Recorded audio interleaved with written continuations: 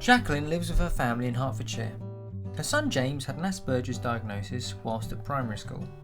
She tells us about family life with a sprinkling of Asperger's.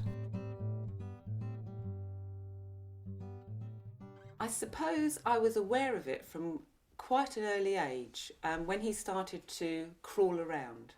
He wasn't interacting with other children. He was more interested in cables and lights and light bulbs and things like that. And then when he became a toddler, I realised he wasn't doing what other children were doing.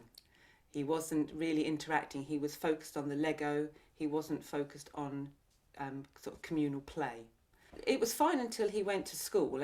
At home he was fine. You know, he was no bother. He was a very contented child. I mean, he could amuse himself for hours, you know, just reading or playing with his Lego or trains or whatever he was doing. And he played nicely with his sister. I mean, his sister absolutely adored him, and then they played very well together. But when he got to primary school, he became a bit of a sort of conundrum, really. He would have sort of flashes of brilliance with maths and reading. I mean, he never learnt to read. He just seemed to know how to read. He was drawn to the computer from a very early age. But then there were these long periods where he just sort of completely disengaged, mainly when it was carpet time.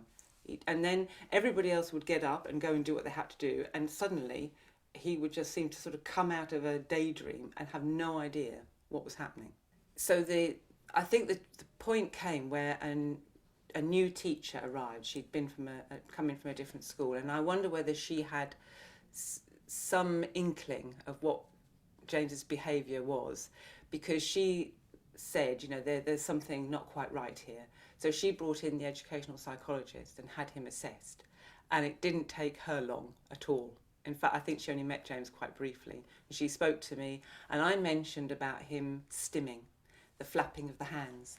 And then she said, I think James has Asperger's. And I just went, what? What's that? And then she said, it's a form of autism. And at that point, I remember thinking, it didn't, whilst I suppose it should have been a crushing diagnosis, it kind of explained a lot. But I still didn't know what on earth to do with it. I just do what I always do and try and find out as much as I could about it. So I looked for books, I mean, we weren't really using stuff online then, this is like 20 years ago, obviously. So I was looking for books, magazines, articles, anything I could find. I remember reading Tony Attwood's book, the kind of the Autism Bible at the time. And of course, he was talking about some quite autistic children, and it was all about the bullying and the traumas and the isolation.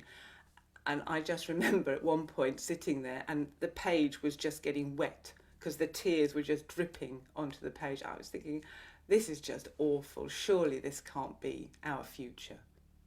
And I think from that point on, I thought, right, you know, I've got to do something about this. It can't be like this.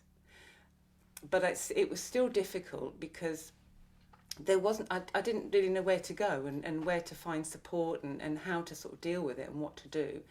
And it was also hard because autism at the time was very much like Rain Man. You know, it was, people had this idea, and of course James was nothing like that.